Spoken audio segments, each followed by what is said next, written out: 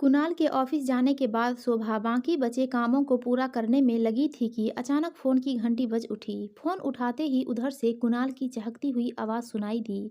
तुम्हारे लिए एक बहुत बड़ी खुशखबरी है। तुम्हारा बरसों का वनवास खत्म हो गया और वह चिर प्रतीक्षित न्योता आ गया जिसका तुम्हें पूरे 20 वर्षों से इंतजार था। यूं पहेलियां मत बुझाइए, साफ साफ बताइए कि बात क्या है।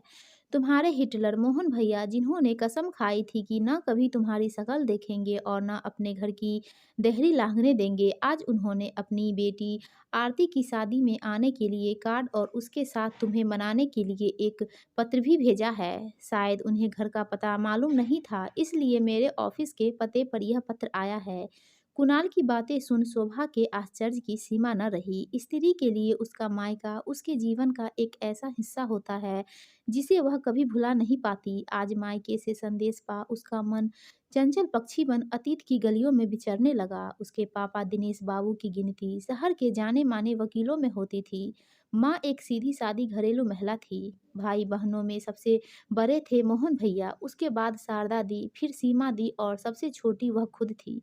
चारों भाई बहनों के बीच अटूट प्यार था, लेकिन अनुशासन प्रिय मोहन भैया से तीनों बहनें जितना प्यार करती थी उतना ही डरती भी थी। फिर भी आड़े वक्त पर हमेशा मोहन भैया ही काम आते, चाहे पापा के कोप से बचाना हो या फिर अपनी पसंद की कोई चीज लेनी हो। तीनों बहनें माँ की जगह भैया के पास ही भागी चली जाती थी। इसी तरह अपना सुख दुख बांटते दिन गुजरते रहे और वे सब भी बचपन लांग कर जवानी के देहरी पर आ खड़े हुए। पापा ने शारदा दी की शादी तय कर दी।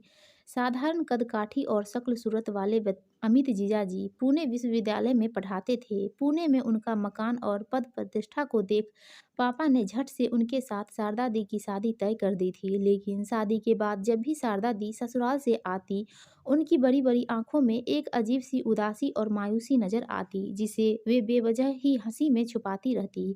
इसी दौरान एक ट्रेनिंग के सिलसिले में शोभा को पुणे जाना पड़ा। यह सोचकर वह बेहद खुश थी कि शारदा दी के साथ ढेर सारी बातें और मस्ती करने का मौका मिलेगा, लेकिन वहां पहुंचकर उसका सारा उत्साह ठंडा पड़ गया। उसे अब जाकर एहसास हुआ था कि शारदा दी के चेहरे की रौनक और आंखों की चंचलता क्यों गायब हो गई। अमित जीजाजी जैसा नीरस और क्रोधी व्यक्ति उसने पहले कभी नहीं देखा था। हर समय शारदा दी उस चिड़चिड़े आदमी के इशारे पर नाचती रहती, फिर भी उन्हें पत्नी में कोई गुण ही नजर नहीं आता, बस कमियां ही कमियां निकालते रहते। लेकिन शारदा दी की सहन शक्ति का जवाब नहीं था, जो चुपचाप सब सुनती रहती। जिस दिन उसने बनारस लौटना था, शारदा दी उसे बार बार समझाती रही थी कि मम्मी पापा को कुछ मत बोलना।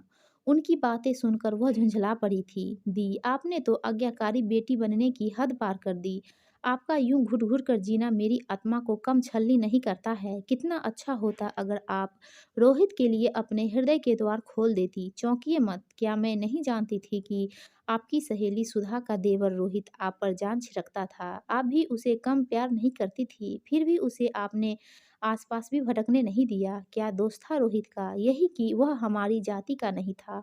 पर आपको इस बात की ज़्यादा चिंता थी कि मम्मी पापा की इज्जत पर कोई आँच न आए। मैं तो कहती हूँ, अगर आप रोहित के साथ भाग जाती तो कौन सा आसमान टूट पड़ता, कम से कम आप तो चैन से रहती।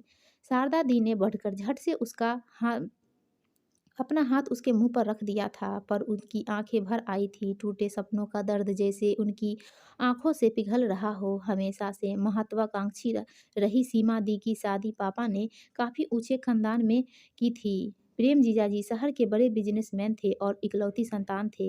इस रिश्ते से सभी लोग बेहद खुश थे। सीमा दी की सास रेखा दी भी सुंदर, संस्कारी और पढ़ी लिखी बहू पाकर निहाल थी। लेकिन सीमा दी ने जब एक के बाद एक दो बेटियां को जन्म दिया तो उनकी सासू माँ को का रवैया ही बदल गया, क्योंकि वंश चलाने के लिए उन्हें बेटा चाहिए था। फिर शुरू हुआ एक के बाद एक गर्भपात का सिलसिला।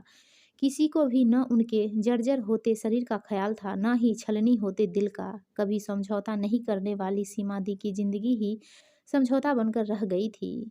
कई गर्भपात के बाद जब बेटा हुआ तो उसे संभालने की शक्ति उनमें नहीं बची थी। उनके बेटे को तो उनकी सासू माँ ने संभाल लिया, लेकिन वो अपने नवजात शिशु को छोड़कर पंचतत्व में विलीन हो गई। दोनों बहनों के दारुण दुख ने शोभा का हृदय तार तार कर दिया और उसने शादी न करने का फैसला कर लिया। घर के लोग समझाते रहे, पर वह अपनी जिद पर अड़ी थी।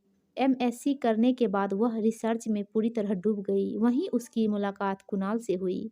निश्छल मन का कुणाल काफ़ी सुलझा हुआ इंसान था। शोभा की हर तरह की उलझन को सुलझाते-सुलझाते वह खुद ही उसके प्यार में उलझता चला गया, जिसका आभास शोभा को जल्द ही हो गया। कुणाल के प्यार और निष्ठा ने शोभा के शादी न करने के फैसले को यह जानते हुए भी बदल डाला कि कुणाल विजातीय है। कुणाल से शादी करने के उसके फैसले की जानकारी होते ही घर में जैसे भूचाल आ गया। पापा से ज़्यादा तो मोहन भैया तिलमिला उठे थे। हिम्मत कैसे हुई तुम्हारी जो इस शादी के लिए इजाज़त मांगने आ गई? अगर तुम्हें कुणाल से शादी करने की बात सोची तो तुम्हारी जान ले लूँगा। मजबूर होकर शोभा और कुणाल ने कोर्ट में शादी कर ली और उसके साथ ही मायके से उसका रिश्ता हमेशा के लिए ख़त्म हो गया।